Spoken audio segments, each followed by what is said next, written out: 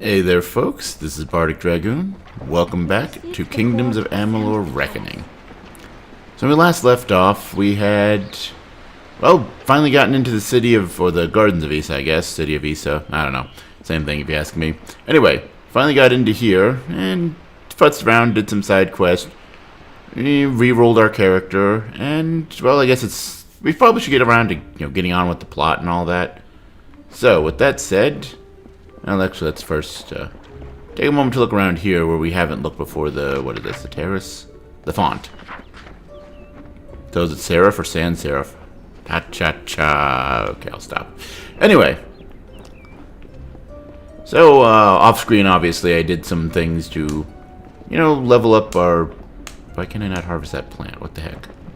But to bump up, or not level up, but to bump up our equipment. Went and picked up some of the rare and unique stuff that we've been picking up, or some of the unique stuff that we've been picking up from various drops for mage armor that, because I was until recently doing a might-based build, didn't have much use for. I also found that most of it was underleveled, so I still didn't really have much use for a lot of it. Pretty much the main thing here... there we go. Still working on that one drop quest. We've actually got most of that completed, but yeah. Most of it, well, take a look at our inventory here. We have the unique chakrams, and that's it. I did grab the unique staff and the unique scepter that we found, except they were vastly underleveled compared to stuff we could just buy. So I decided to leave those back in the treasure box. Similarly with the armor, with the House of Ballad Robes, because I found that was actually the only mage armor we found, and then promptly realized I didn't have a shield, so I had to buy one. And, well, I also found out, wait, Harbinger's vestments. Which, yes, well, giving us that last plus 15% health boost that if we had the full Ballad's Robe set. It has a much larger boost to defense, which, given that our defense is significantly lower than it was as a warrior, which, makes sense, cliches of RPG character class and all that. But, yeah, that all said, let's actually get on with the plot now.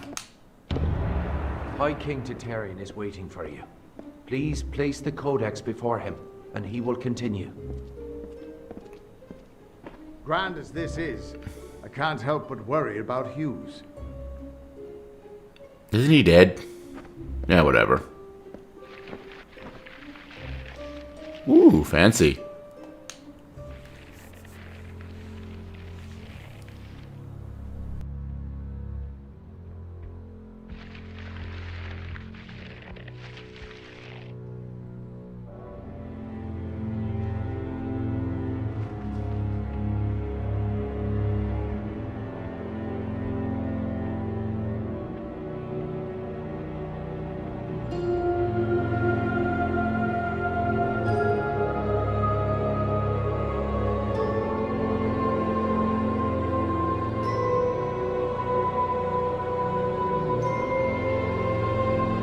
Conceived in chaos, birthed in stolen magic, torn from fate, child of two fathers, treacheries in treacheries, winter is broken.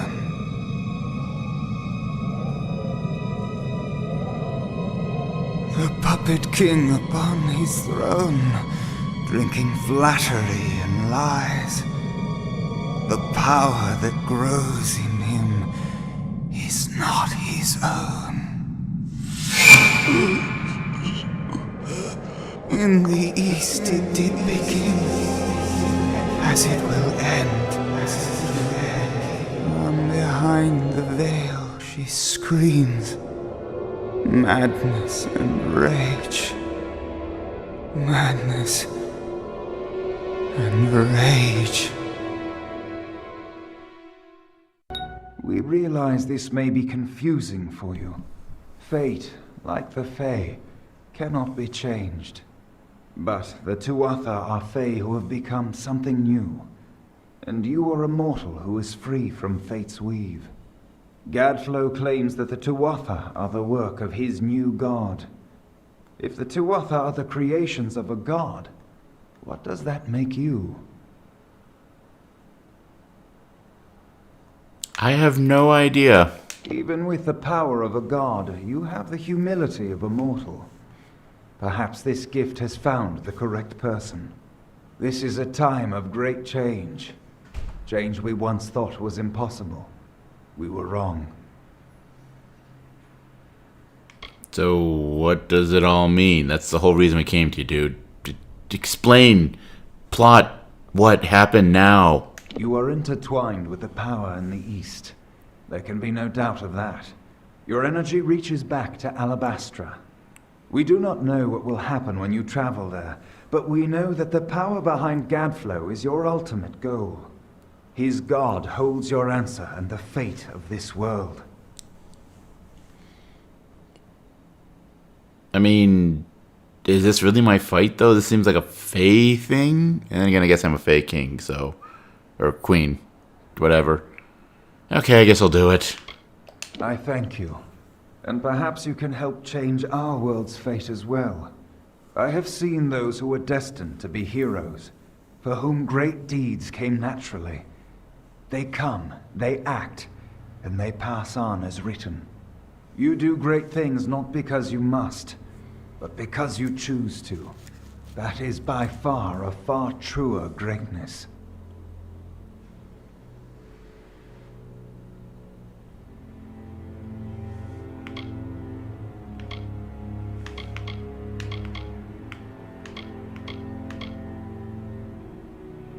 I mean... yeah. I'll stop the dude, whatever. Admirable.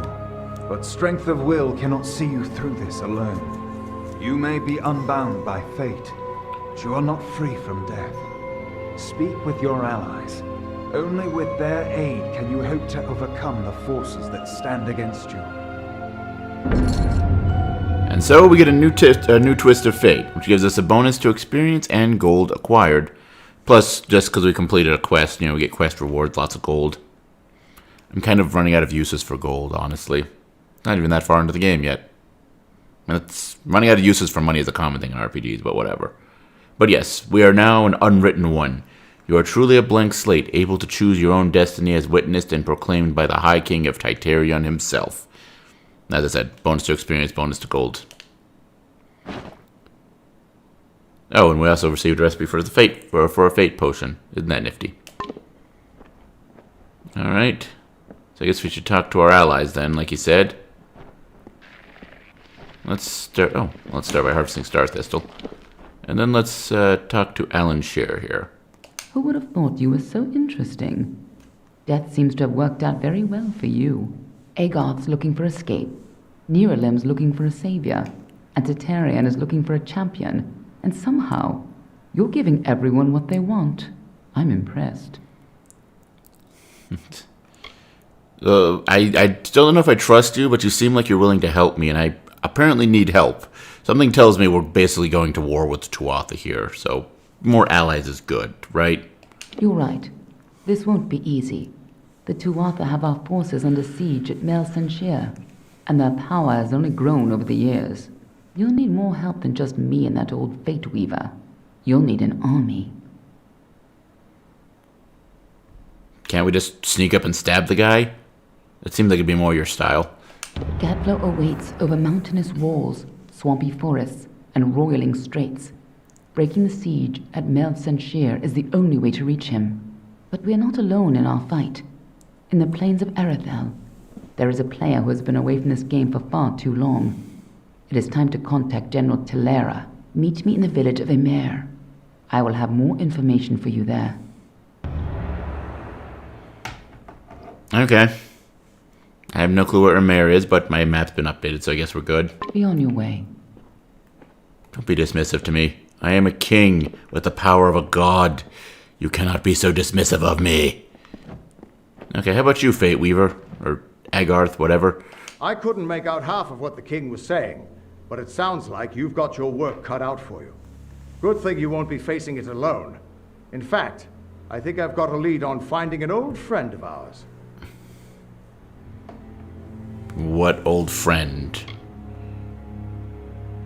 Especially a mutual old friend, the way you say that. Old Felmerus Hughes, of course. If anybody can help, it's bound to be the gnome who brought you back to life. I've been asking around, and I was able to make contact with his superior. He thinks he might be able to help find Hughes.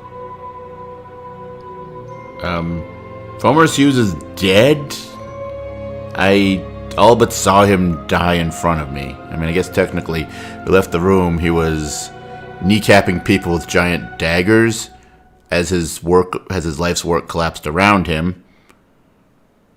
Which I guess technically means we didn't see him die, but that seems pretty fatal if you ask me. No, he's a crafty one. If he got away from those assassins in the lab, like you said, I'm sure he found someplace new to hide out. And if anyone's likely to know where he'd go to find safe haven, it'd be the Templar who sponsored his work. His name's Octien. Go southeast to the Hollowlands. Templar Octien will be waiting there to discuss how you might find Hughes. Okay. Oh, by the way, buddy, can I ask a favor? Yeah, I know that I did the respec and did our character build the last episode, but I have some regrets on doing that, and also, something that I mentioned in the last episode, with the whole Unbinding Destiny thing and its cost, I mentioned that it does go up each time you use it, then promptly use it, and the price didn't go up. That's due to the way that things are calculated, because, for example, if we do this now... Oh, right, X. Yes. You notice the price just doubled. The way that it calculates the price for this is basically... You take your level and multiply it by just a base number, I think it's like 255 or 256, something like that. And then you take the result of that and multiply it by the number of times you've unbinded your destiny. The thing with that, though, is the fact that because any number multiplied by 0 is going to be 0, so to prevent the first time from being free, presumably, they made it so that way that, you know, the basically whatever the variable is that is the number of times you've unbound your destiny cannot be lower than 1. So the first time you use it, it basically gives you the price as if you've already unbound your destiny once, even though you haven't. And then it'll keep that same price because the price hasn't increased. So you don't actually see that increase until you've done it twice. And it's a pretty dramatic increase, though because of the way that that formula works, each time you unbind your destiny, the increase becomes less and less. So, for example, if I were to decide to unbind my destiny again here, which we'll inevitably be doing through this playthrough, the price will only increase by 50% of what it is now. So we went from 5,000 to 10,000, and it'll probably be more so because we'll also gain some levels, so it'll improve. So the amount will increase more so there as well. But we'd probably be looking like 15,000 for the next time we do this. Anyway, we don't really seem appropriately dressed to meet the king. Good thing we didn't do that in this level, or in this clothes. Anyway, so with that said, let's...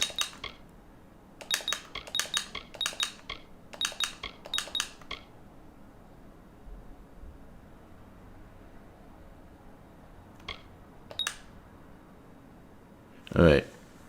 One moment. Need to double check something. I was certain I had remembered this, but I seem to have forgotten, so that's always good. One moment.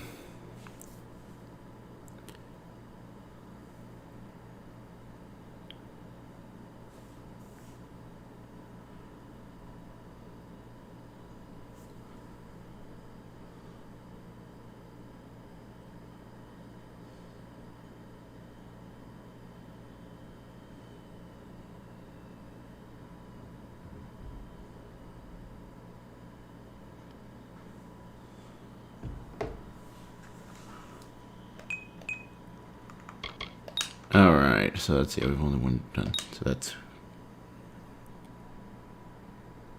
Alright, there we go. Okay, so I had to remember, because the whole, what we've started with as a character, when we created the character, and then what we've learned to keep things nice and evenly leveled for the moment. Because yes, well... We are ostensibly... No, wait, that's not right.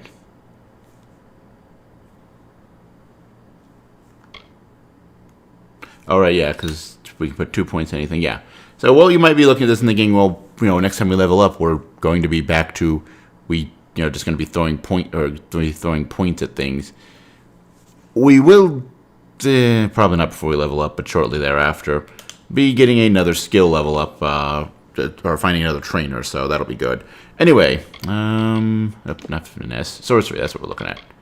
So of course I have to put a point to that. Put a point there.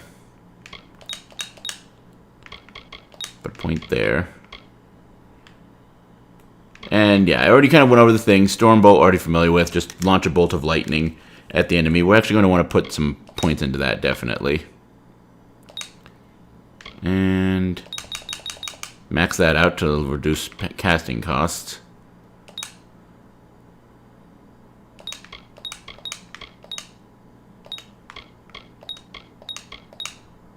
And we're actually going to ignore the Feo Gorta.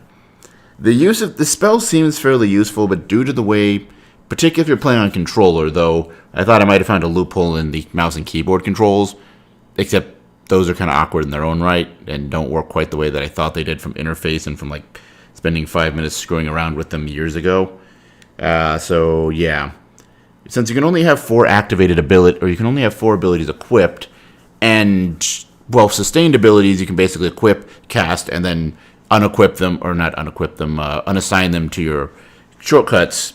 You can't, Feo Gorta is not a sustained ability. You use it, it summons the thing for 120 seconds or until it runs, or until it gets killed, which, I mean, if you level it up, its chances of getting killed are pretty low, but it's still only 2 minutes that you get it. You can boost the duration of spells, but again, not super useful. We'll pop a pity point into it so I can show it off, but that's about it. Same thing with Healing Surge. It might seem useful in the fact that it's like, oh, you can heal yourself. But the way that it works, it's kind of awkward to use. So once again, pity point so I can show it off, but I'm not going to do more than that. However, we're going to put some points into this.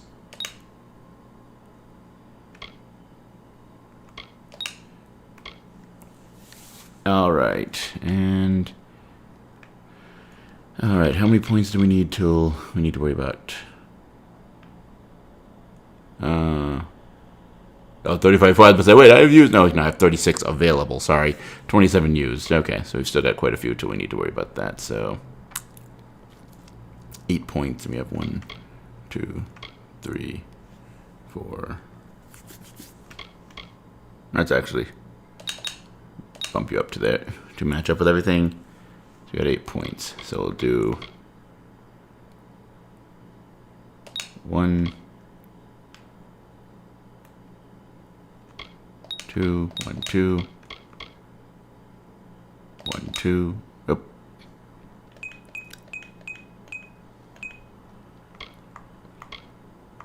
All right, 5 points. 1, 2, 3, 4. And I'm actually probably going to mostly use...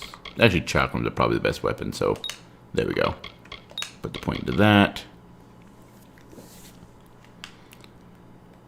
And yeah. These little boost spells to each of your base elemental spells can be pretty useful, sort of. The fact they use it... Smolder is probably the most useful in the fact that it just boosts your raw damage. Because, yeah, burning damage is increased by 20%. So that's the damage over time effect of fire. So that's useful. Especially because, if I'm not mistaken, burning damage can also have a chance to trigger a bonus to panic. Which, you know, it kind of removes them from fight for a few seconds. So that's always good. This one, you know, chance of how long the freezing effect, so the slowdown or stopping effect of ice. It's pretty useful. Or the damage over time of ice, rather. Chain Lightning is actually only useful for itself. It doesn't boost your overall lightning damage, so there's kind of that. But these two particularly can be useful both for just boosting their own magic, but also boosting your general damage from like your weapons and stuff. So let's see, how many more points till the next level up? Let's see, 50. So you got 14 points to spend amongst. Let's see, 1, 2, 3.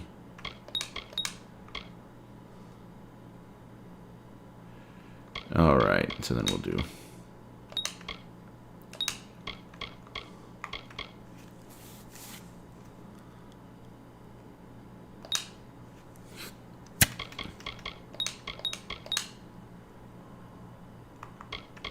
how much more? 5 more points.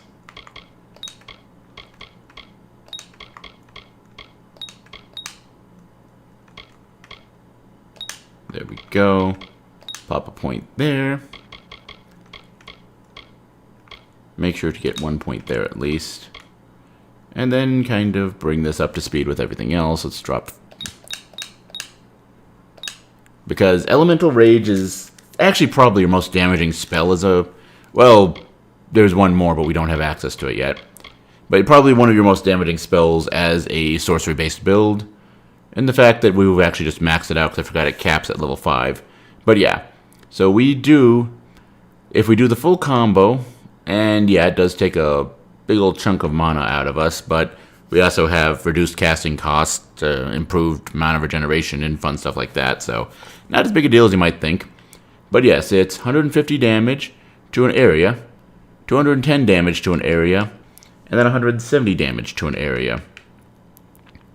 That is over 500 points of damage to an area, and especially given that both chakrams and staves have an ability to bring enemies closer together and kind of bring them into a unique area, and a quick casting time compared to some of the other powerful spells, such as, for example, Tempest, which is just going to look bad in comparison.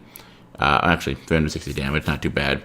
Pardon me, or comparison, because it's not as upgraded. But Tempest also has a fairly long casting time, so give and take and all that fun stuff. Anyway, so let's see. And then we have...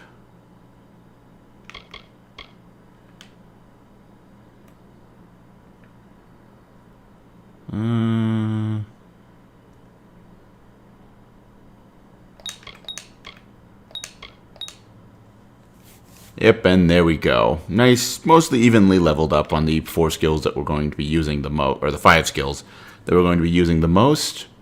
And also, you know, all of our weapons, whatever we use, we're going to be good on that. We're going to be sticking with chakrams and staves for the moment, because scepters can be useful, but they're not as strong. Well, she'll kind of show combat here in a bit. And as before, with all the points spent into that, we get to be a sage. And we've got a bit of a ways to go till we are a sorcerer. Anyway, let's re-equip our armor. Oh, the House of Ballad's hood. Oh, it doesn't actually have equipment requirements. Weird. Actually, none of this stuff does except for the Harbinger's vestments. Cool. Throw the ragged clothing that we... Oh, and this shield, of course. But throw the ragged clothing back into the junk, because we don't need that. I also stockpiled on healing potions, because we're probably going to be slamming through those pretty heavily.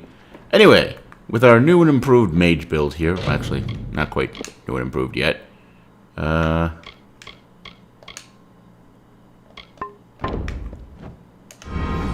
Boop.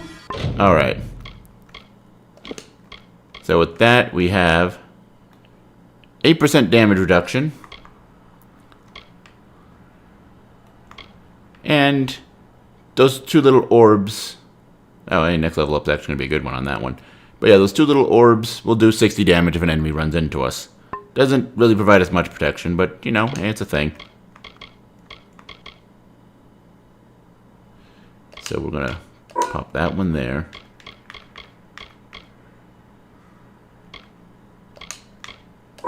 Pop that one there. Pop that one there. And that one there. And at some point we'll show the fair Gorta and the other one. Oh, also, doors do count as objects that will trigger the orbs to disappear. Anyway, a few things to take care of here in City of Issa before we get too far ahead of ourselves. Where is it? Yeah, that one. Because it's a fairly simple quest, and it'll only take a moment or two to take care of. Honestly, it probably would have made a lot more sense to take care of this in the last video, but, you know, whatever. Oh, wait, where is... Little tiny... There it is. And so we've collected the water from all the different spots. Now we can go open the water lock. Have a nice day.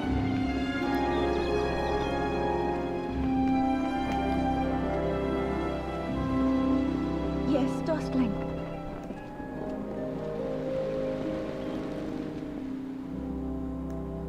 Go over to here. Waterlock is on the other side of the room, if I remember correctly.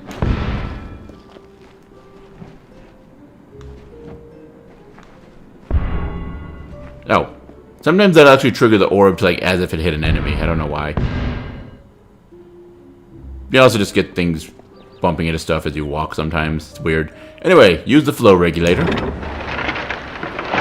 Maybe we should go talk to Nomeron again. So that's cool. By the way, why are you here?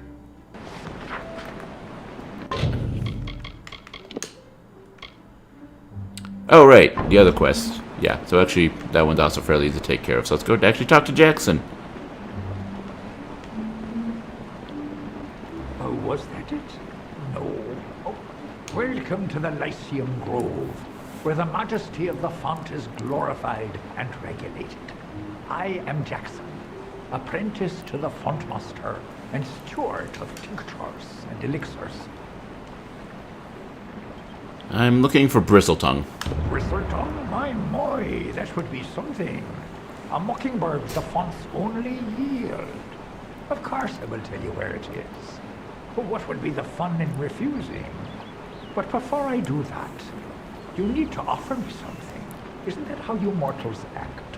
One deed for another? A steward of tinctures and elixirs, I often dabble in alchemy, especially with the water from the font. And I need you to drink this potion.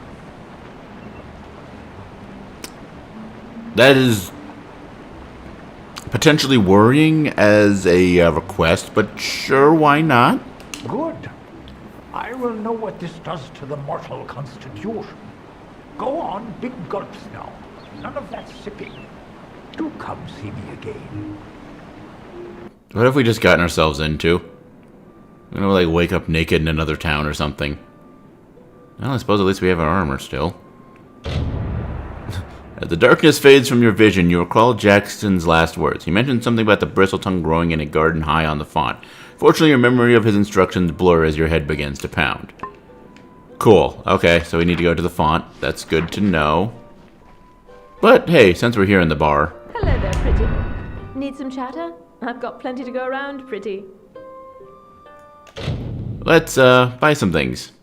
And I think, well, I thought you bought things off camera. But one of them seemed like it was worth doing on camera. The backpack.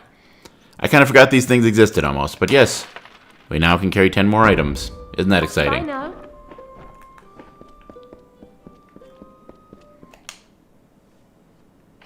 And... alright, so we need to go... alright. Okay, so that actually works out well as far as the way to... the routing of this all. Huzzah! Listen to me talking like I'm speedrunning a game when... I ponder if there are actually speedruns for, like, big RPGs like this. I feel, then again, there are speedruns of the old... well, I know Final Fantasy 4, 5, and 6, there are speedruns. I've come across those as things that exist. So... that's cool, I guess. But... like, big RPGs that take a while... is speedrunning of those a thing? I don't know. I feel like it is, because there's speedruns of all kinds of random things. Why do you have... ah, yeah, that's right, the bristletongue. The font must be protected. Alright, hey, we got bristletongue seeds. I don't care what needs to be protected. We can make tasty booze. Actually, I am all about making that tasty booze. Or assisting other people in doing it, because I ain't got the space to make proper booze. Reminds me, I probably should talk to one of my coworkers. What was he making? Mead, I think? I wonder how that turned out. Yeah, anyway. You've done well, child of the dust. Those below will never know what is really happening. But in the end, is this a part of the many seasons or the sudden tempest? Does hiding the rot not spoil the harvest, no? Take this. You're brave. Perhaps we will meet again. Goodbye, my friend. Alright, cool. And for that, we got... new shoes. Oh, they're actually better than our old shoes. Yeah, same amount of regeneration. We don't get the plus 10% to armor. But we do get a boost to mana. 45. Oh yeah, which give it our practical level of mana, and even our regular one. That's actually a bigger boost, so yeah, we'll go with it. I may come to regret this. Actually, wait, what else did we lose? I'm having this, because yeah, now we only have the hat and the gloves. So that means that we lost... Oh, block efficiency. I'm okay with that. By the way, if you're wondering why I'm still wandering around with the, what's it called, armor?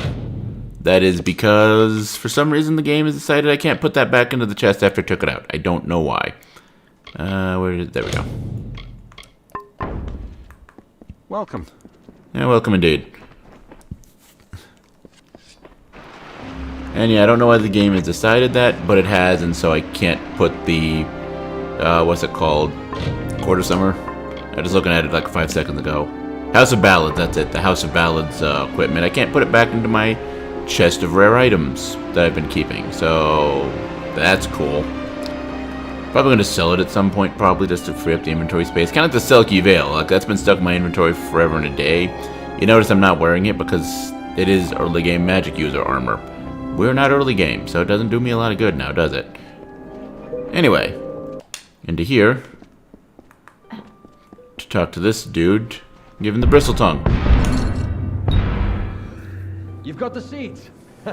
Now we'll see if the Victor's Brew can stand up to a new challenger. I'll have a batch of Asker's draft ready before the week is out. Take this, friend. And like I promised, the merchants here will give you a discount. You've got a home here in the alley for as long as you like. Alright, I forgot See that you soon. the reward for the quest is getting a discount on stuff. I now feel foolish for buying, then again.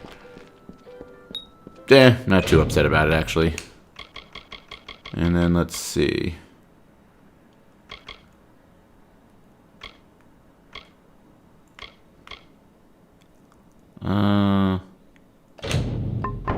That's not what I wanted. I wanted that one. Let's see how this goes. If I remember correctly, this quest is a little bit weird at times. Or at least the fight is... Mostly because we're fighting in city limits and they tend to frown upon that. At least if I remember correctly how this quest goes. May Lyria touch you. I don't know if I want her touching me.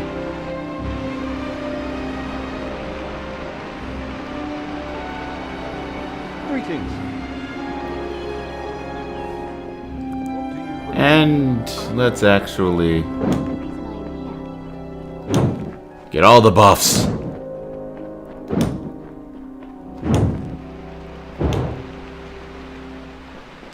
There we go. Authorities' gifts. Mithoru is the branch and the root, the moon and tides. His order is Good. You've come. I'm sorry to make you wait like this, but what I mean to discuss is very sensitive. It involves treachery. Treachery! Dun dun dun! Despite the calm you see around you, the gardens of Issa are on the brink of war, and the question is, which one will it be? There are plans being made to siege this city. The Varani are displeased with the Court of Summer's lack of support for their people, and they wish to overthrow Tartarian and force the remaining Fae to fight. We can prevent this, but we must act now. If saving your people isn't enough, we can pay you as a reward. What's exactly going on here? Like, I mean, this sounds bad, but how do you know this? Why? What? The Varani cannot stomach Tartarian's neutrality. They believe that his Fae subjects could be convinced to march with us on the battlefield. I believe this as well, but I would never resort violence. The Varani wish to turn Issa into a military camp. We cannot let that happen. It will ruin all our people have achieved here. I guess I'll help. This sounds like it could be bad. Of course. It is the right thing to do. The leader of the plot is the Varani ambassador, Kirna Brenner. Every night, the ambassador strolls Memory Walk, alone. She carries a pair of daggers. Take them. Afterwards, dispose of them. Destroy them. Salvage them. I don't care. Return to me when it is done. Okay. Bye. I think we actually need to wait till evening for that to occur. So, somewhere I can catch a quick rest. Does not seem to be a thing in this town. Interesting. Or maybe not. I know the purpose.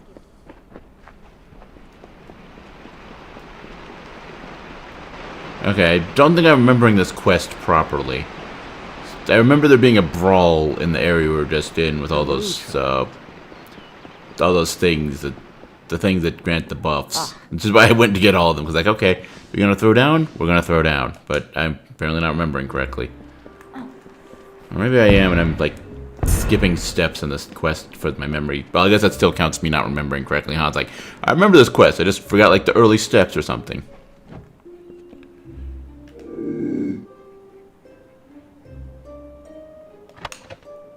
No, that is not what we're looking for. Okay. What do you want? Do you have business with the Varani in the Gardens of Issa? If so, then you must speak with me, Kierna Brenner. They went... This doesn't seem like the way to go about this, but since I can't just, like, pickpocket the daggers off of her, I guess we have to tell her that shit's about to go down. You must mean Keen and her cohorts in the embassy. Lapdogs, all of them. They don't appreciate the situation. They don't understand sacrifice. This plot interests you. Listen, Ambassador Keen tries to stop me, but she can only do so while she lives and breathes. You can help me put an end to that. I mean, you want to start war, but then again, war's already begun.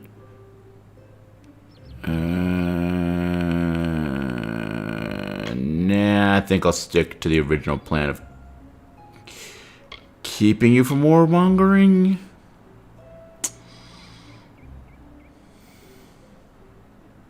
Fine, but you are playing this game for the weaker side. If Keen wants to stop us, she will send someone, and when they come, I will be ready. Didn't I already deal with you? Fine, but... Okay, pardon me.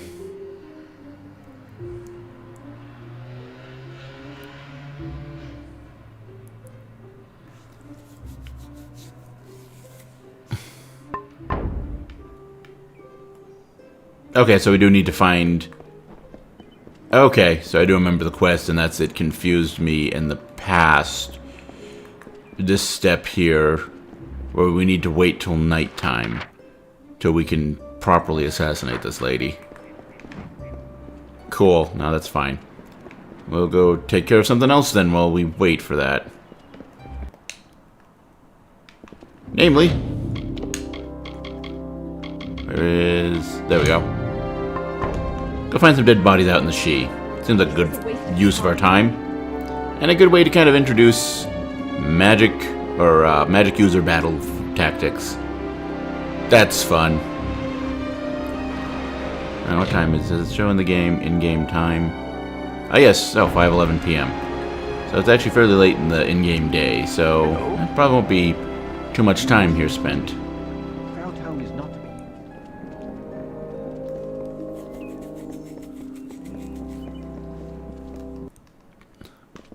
And now, out into the Shi.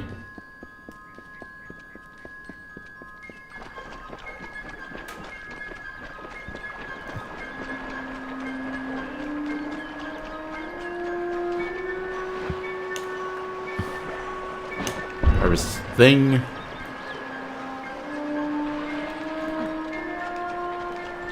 And then, if I'm not mistaken, yep, body number 1 is right here outside the entrance. And so we found Kisara and her journal. Let's take a look at that journal then, shall we? There it is. The Journal of Kisara Vaughn, an initiate of the Scalia Arcana, that fled the Issa chapter house. The plan's laid out. Aloran and Bertrand are on board. All we have to do is wait until nightfall, and then we'll make off with Quintus's gem. Should be a simple matter of waiting for the gnome to go to sleep, dispelling the chest and getting the gem. Then it's off to the west, fence the gem, split the gold, and we'll live like kings. Alright. it's pretty incriminating to the fact that, yes, those initiates did steal... Oh.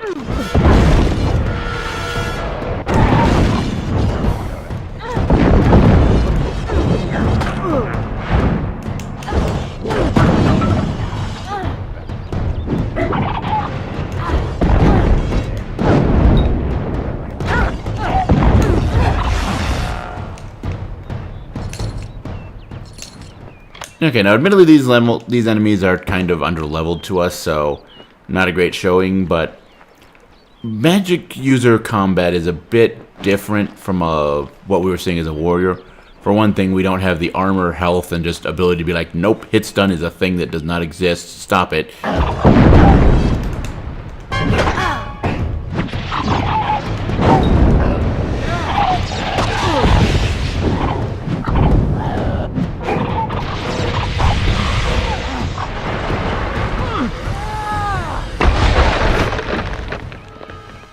That actually used basically no mana. Okay, I guess my mana regeneration is just that good right now. I'm not arguing with that. I just didn't think it would be that good at this point in this game, but yeah, I'm okay with this. Anyway, but yeah, mages are ostensibly more so the zoners of kind of builds in this game. You know what? Let's really quickly show off this.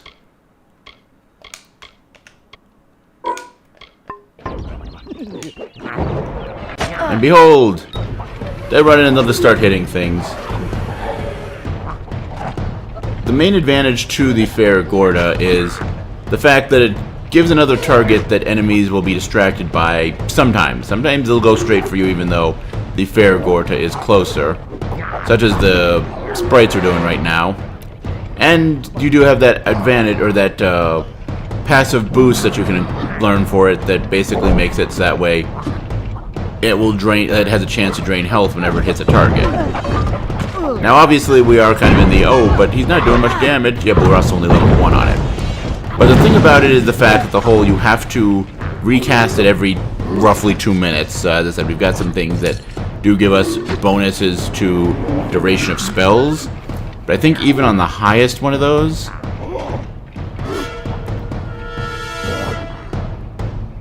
yeah, even with the highest one of those, it still doesn't come out to much. It's going to be, because we're getting that through our destinies on this, and yeah, plus 25%. So you can get 2.5 minutes out of that thing. Whoa. I think there might be some equipment bonuses that can further enhance, but it's not a super long time. You'll need to recast that.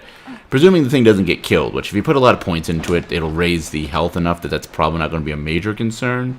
But still, it's a thing, and yeah, it's kind of obnoxious.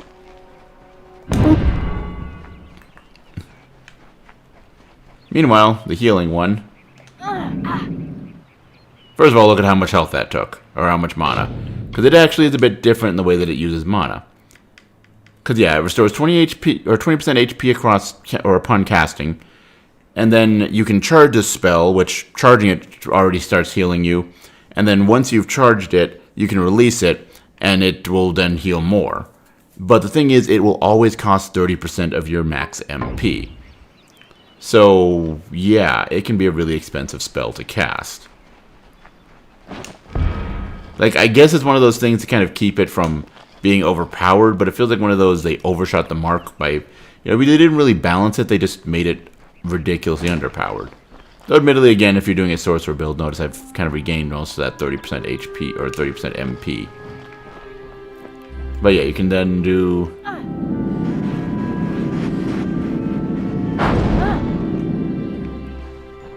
Oh yeah, and as you're charging it, it has a constant MP cost. I forgot about that. Yeah, it's not a great spell. Let's go back to what we had before here. Actually... Yeah, okay. I had to remember how I had things set up.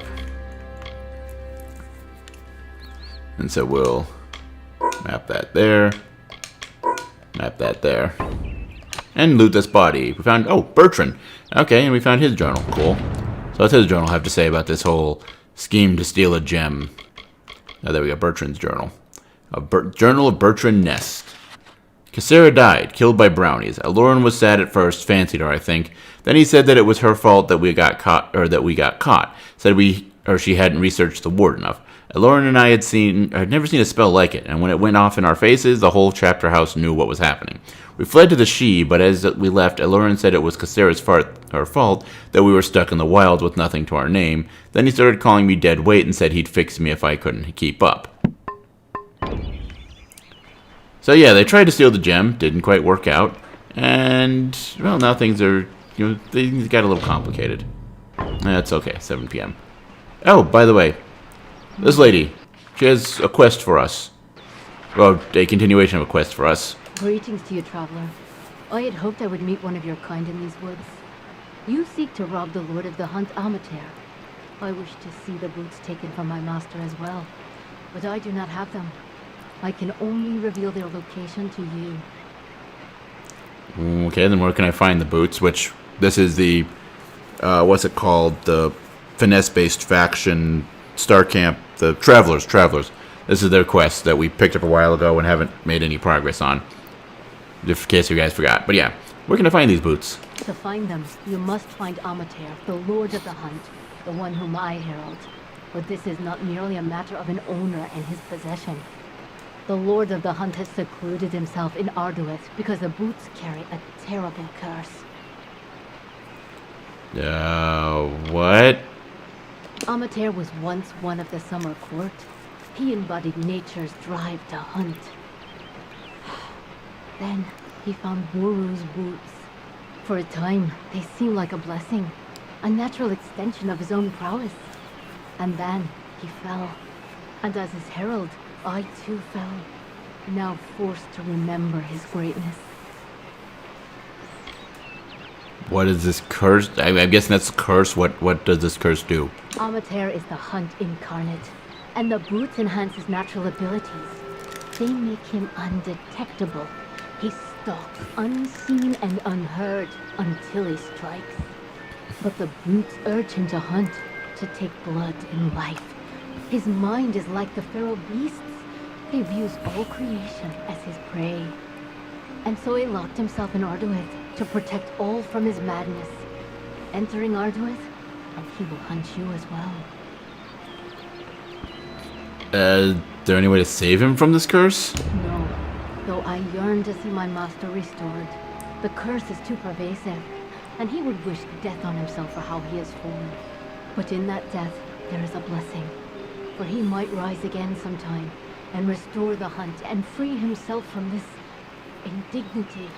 I would warn you that to go to Arduith is to go to your death.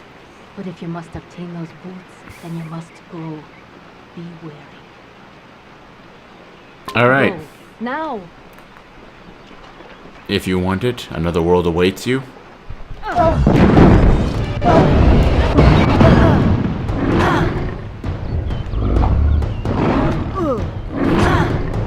By the way. And yes, if you explode one enemy,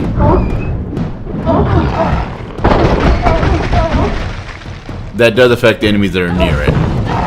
So that can actually be an interesting way of doing crowd control, especially because the, what's it called here, is actually, it does tag multiple targets, so it can be pretty useful as crowd control.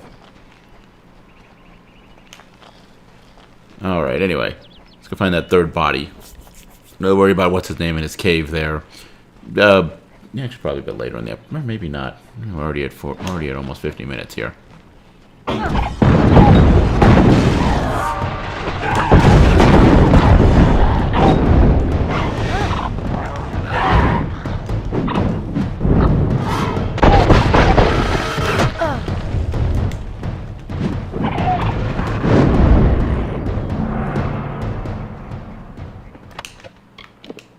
Nope, not worth it.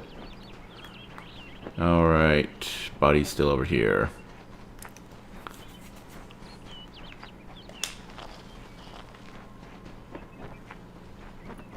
It's surrounded by sprites. That's probably not good.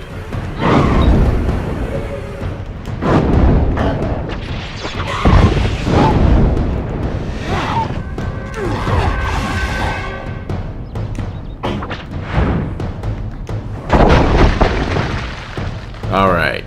And so, because it's the first spell, you were forced to learn it as part of your level up. There's, of course, the base version of the Thunder spell there. But we have leveled it up.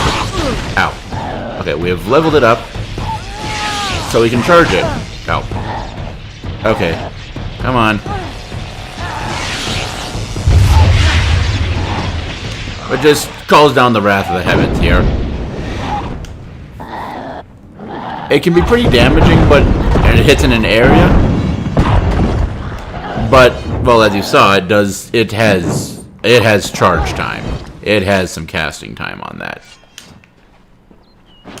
Hence, its usefulness as a spell is questionable, but, I mean, you can call down the fury of the heavens. That's always fun. Alright, so let's, this must be Aloran, then. Oh, he doesn't even have money, just his journal. So what does the journal have to say? Let's see. Sodding fools, Bertrand thought he could just watch Cassera die and still think he was innocent. That he could go back. I tried to tell him that and he just wouldn't listen. I couldn't have him bring the others after me. I had to kill him. Now I can just get out of this damn wood and find a place to lay low. Maybe Canarok. To which he never got to. Also, Aloran only has one name. Interesting. Alright, so now let's, this will be the quickest route back to Issa, because it's almost 9 o'clock in the game time, so I'm sure what's-her-name will be out doing her nightly stroll. So, we can go and kill her, and that's not going to be a way down. You know what, I'm honestly kind of tired. I've showed off the spells here, and you guys are below my level, but in some ways it's a good thing, because as I said, fighting as a mage is a very different experience from fighting as a warrior.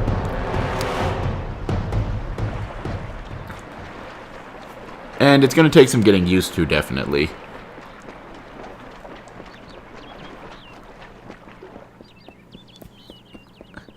Mostly because as a warrior, warriors are more focused on the normal attacks, which, that's kind of a cliche of, RPG character classes. Warriors hit things really good without a lot of finesse, but because the way that this game has its combat designed, it's kind of a really cool. Actually, wait, no, not you. We want back to this, and okay, you're over there. It occurs to me I should probably buy a knife or something like that. I mean, big flashy spells are cool, but not great for silently assassinating people. So let's take care of that here.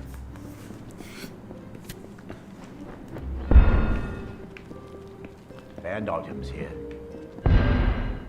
That's some pretty interesting advertising. Here comes a fresh face. Take a look at what I've got here.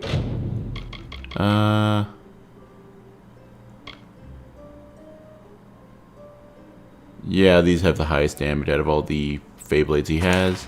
Yeah. Farewell.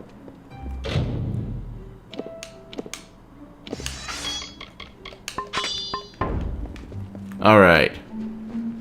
Not normal weapon for this class, but we can still do stealth kills, even if you aren't if you don't have a lot of points in finesse, if I remember correctly.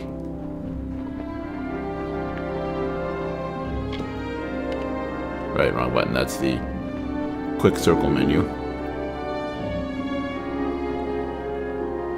And boy, do we got some points in stealth.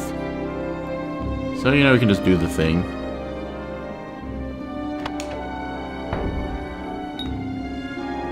Yes, assault is a crime. Oh, I know.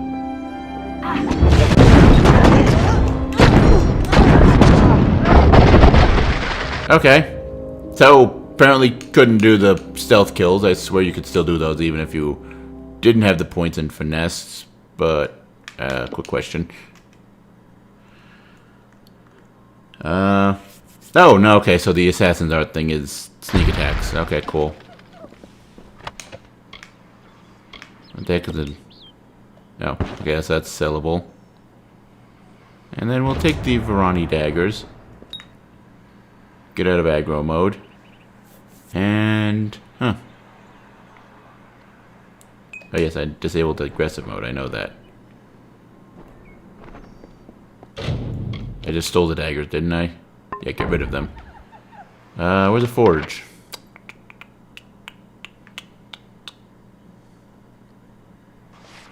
Alright, cool.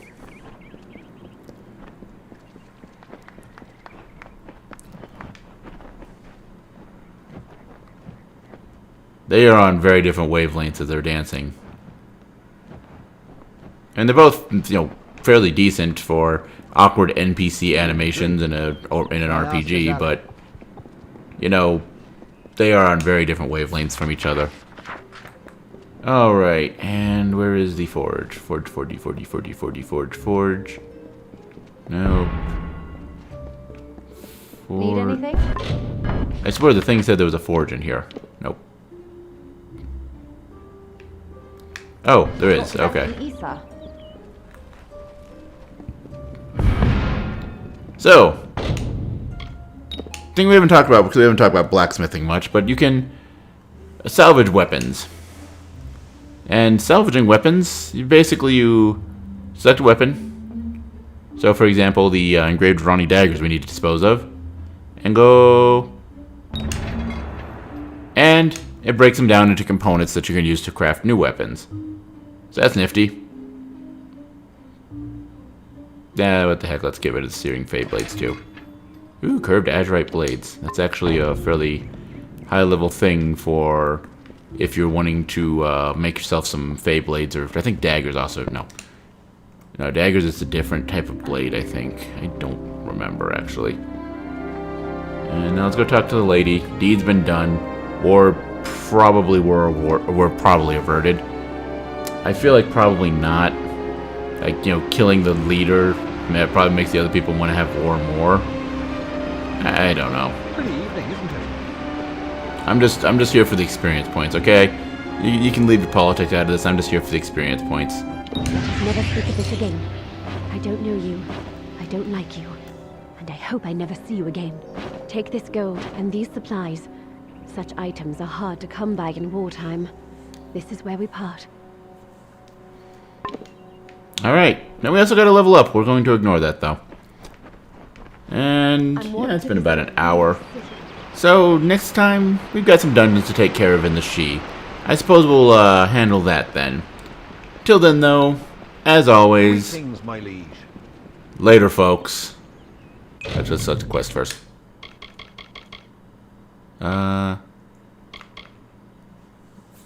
Let's handle Aoud first. That seems like the less terrible of the two to do for the build right now. Anyway, again, until next time. Later, folks.